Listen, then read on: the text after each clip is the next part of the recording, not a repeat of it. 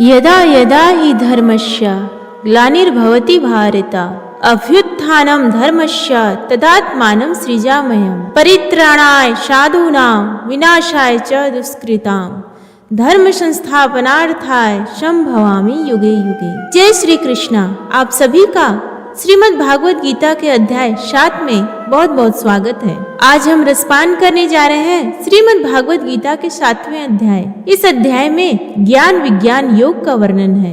इस अध्याय की शुरुआत श्री कृष्ण द्वारा भगवान की ऊर्जाओं के भौतिक और आध्यात्मिक आयामों का वर्णन करने से होती है। वे बताते हैं कि एक धागे में पिरोए गए मोतियों की तरह ये सभी ऊर्जाएं उनसे उत्पन्न हुई हैं और उन्हीं में समाहित है। पूरी सृष्टि उन्हीं से शुरू होती है और उन्हीं में विलीन हो जाती है। हालांकि उनकी भौतिक ऊर्जा माया पर विजय पाना बहुत कठिन है, लेकिन जो लोग उनके प्रति समर्पित होते हैं वे उनकी कृपा से आसानी से इसे पार कर सकते हैं। फिर वे 4 प्रकार के लोगों का वर्णन करते हैं जो उनकी भक्ति में लीन होते हैं और बाकी 4 जो उनके सामने समर्पण नहीं करते। वे कहते हैं कि जो भक्त ज्ञान पूर्वक उनकी पूजा करते हैं और अपने मन और बुद्धि को उनमें समाहित कर लेते हैं वे उन्हें सबसे प्रिय होते हैं। फिर भी कुछ लोग भौतिक इच्छाओं से भ्रमित हो जाते हैं और दिव्य देवताओं के सामने आत्मसमर्पण कर देते हैं जो उन्हें अस्थायी भौतिक समृद्धि प्रदान करते हैं। हालांकि ये दिव्य देवता भी सर्वोच्च भगवान से अपनी शक्तियां प्राप्त करते हैं, इसलिए भक्ति का सबसे योग्य पात्र स्वयं सर्वशक्तिमान भगवान है। श्री कृष्ण आगे पुष्टि करते हैं कि वे परम सत्य और सर्वोच्च अधिकारी हैं। उनमें सर्वशक्तिमानता, सर्वव्यापकता और सर्वज्ञ जैसे अनेक दिव्य गुण हैं। हालांकि उनकी दिव्य योग माया शक्ति उनके अविनाशी स्वभाव और शाश्वत दिव्य रूप को छिपाती है। जो भक्त उनके प्रति समर्पित होते हैं उनकी शरण लेते हैं उन्हें सर्वोच्च ईश्वर स्वयं और कर्मों के संपूर्ण क्षेत्र का दिव्य ज्ञान प्राप्त होता है। हे अर्जुन, अब सुनो कि किस प्रकार अनन्य भाव से मुझ में मन लगाकर तथा भक्ति योग के द्वारा मुझ में शरण लेकर तू मुझे पूर्णतया जान सकता है। अब मैं तुम्हें वह ज्ञान और बुद्धि पूर्ण रूप से बताऊंगा जिसे जानने के बाद इस संसार में और कुछ भी जानना शेष नहीं रह जाता। हजारों मनुष्यों में से बिरले ही कोई एक व्यक्ति पूर्णता के लिए प्रयत्न करता है और जो पूर्णता प्राप्त कर चुके हैं उनमें से भी बिरले ही कोई मुझे सत्य रूप में जानता हो। पृथ्वी, जल, अग्नि, वायु, आकाश, मन, बुद्धि और अहंकार ये मेरी भौतिक भक्ति के 8 घटक हैं। ऐसी ही है मेरी अपरा शक्ति। लेकिन हे महाबाहु अर्जुन, इससे परे मेरी एक श्रेष्ठ शक्ति है। यह जीव शक्ति है जिसमें देहधारी आत्माएं सम्मिलित हैं जो इस संसार में जीवन का आधार है। यह जान लो कि सभी जीव मेरी इन 2 शक्तियों से ही प्रकट होते हैं। मैं ही संपूर्ण सृष्टि का मूल हूँ और यह मुझ में ही विलीन हो जाती है। हे अर्जुन, मुझसे बढ़कर कुछ भी नहीं है, सब कुछ मुझ में ही स्थित है। जैसे धागे में पिरोए हुए मोती। हे कुंती पुत्र, मैं जल में स्वाद हूँ, मैं सूर्य और चंद्रमा की प्रभा हूँ, मैं वैदिक मंत्रों में पवित्र अक्षर ओम हूँ, मैं आकाश में ध्वनि हूँ, मैं मनुष्यों में क्षमता हूँ, मैं पृथ्वी की शुद्ध सुगंध हूँ, अग्नि का तेज हूँ, मैं सभी प्राणियों में जीवन शक्ति हूँ तथा तपस्वियों की तपस्या हूँ। हे अर्जुन, तू यह जान कि मैं समस्त प्राणियों का सनातन बीज हूँ, मैं बुद्धिमानों की बुद्धि और तेजस्वी पुरुषों का तेज हूँ। हे भरत श्रेष्ठ, मैं बलवानों में कामना और वासना से रहित उनकी शक्ति हूँ। मैं वह यौन क्रिया हूँ जो सद्गुणों या शास्त्रों के आदेशों के प्रतिकूल नहीं है।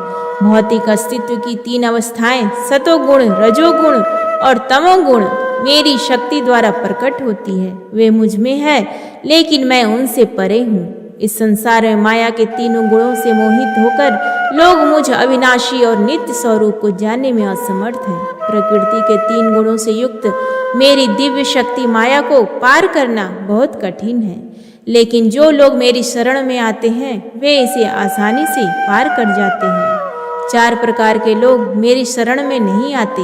जो ज्ञान में अनभिज्ञ हैं जो मुझे जानने में समर्थ होते हुए भी आलस्य पूर्वक अपनी निम्नतर प्रकृति का अनुसरण करते रहे, वे जिनकी बुद्धि मोहग्रस्त है तथा जो आसुरी प्रकृति वाले हैं।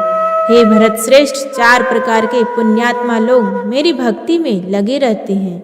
दुखी ज्ञान के जिज्ञासु, सांसारिक संपत्ति के जिज्ञासु तथा ज्ञान में स्थित, इनमें से जो ज्ञान पूर्वक मेरी पूजा करते हैं तथा मुझ में स्थिर चित्त होकर अनन्य भाव से समर्पित रहते हैं, मैं उन्हें सबसे श्रेष्ठ मानता हूँ। मैं उन्हें बहुत प्रिय हूँ और वे मुझे भी बहुत प्रिय हैं।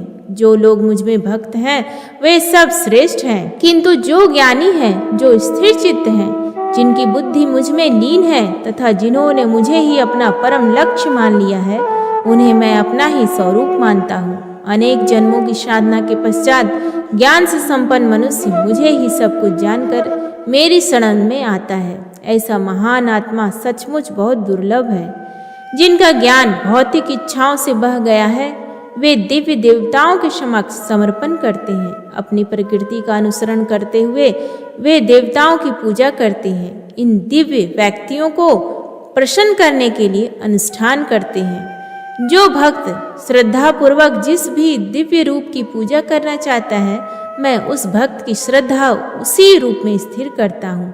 श्रद्धा से युक्त होकर भक्त किसी विशेष देवता की पूजा करता है और इच्छित वस्तुओं को प्राप्त करता है, परंतु वास्तव में इन लाभों की व्यवस्था मैं ही करता हूँ। परंतु इन अल्पज्ञ लोगों द्वारा प्राप्त किया गया फल नाशवान है। जो लोग दिव्य देवताओं की पूजा करते हैं वे दिव्य धामों को जाते हैं, जबकि मेरे भक्त मेरे पास आते हैं। अल्पज्ञ लोग सोचते हैं कि मैं परमेश्वर श्री कृष्ण पहले निराकार था और अब यह व्यक्तित्व धारण कर लिया है। वे मेरे साकार रूप की अविनाशी उच्च प्रकृति को नहीं समझते। मैं अपनी दिव्य योग माया शक्ति से आवृत होने के कारण सबके लिए प्रत्यक्ष नहीं हूँ। इसलिए अज्ञानी लोग यह नहीं जानते कि मैं जन्म रहित और अपरिवर्तनशील हूँ। हे अर्जुन, मैं भूत पर वर्तमान और भविष्य को जानता हूँ तथा समस्त प्राणियों को भी जानता हूँ, परंतु मुझे कोई नहीं जानता। हे भरतवंशी, इच्छा और द्वेष के द्वैत मोह से उत्पन्न होते हैं।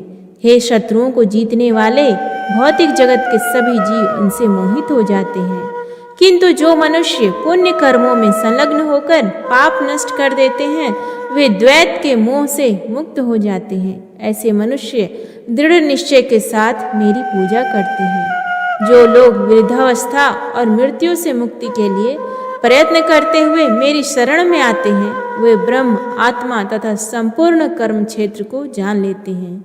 जो लोग मुझे अभिभूत पदार्थ क्षेत्र तथा अधिदेव देवताओं का नियामक तथा अधियज्ञ समस्त यज्ञों का स्वामी के रूप में जानते हैं, ऐसे प्रबुद्ध आत्माएं मृत्यु के समय भी मेरे प्रति पूर्ण चेतना में रहते हैं। प्रेम से बोलिए भगवान श्री कृष्ण की जय। उम्मीद है आपको आज का ये वीडियो पसंद आया तो प्लीज़ वीडियो को लाइक करें, शेयर करें और चैनल को सब्सक्राइब करें। कमेंट बॉक्स में जय श्री हरि विष्णु, जय श्री कृष्णा लिखना ना भूलें। धन्यवाद।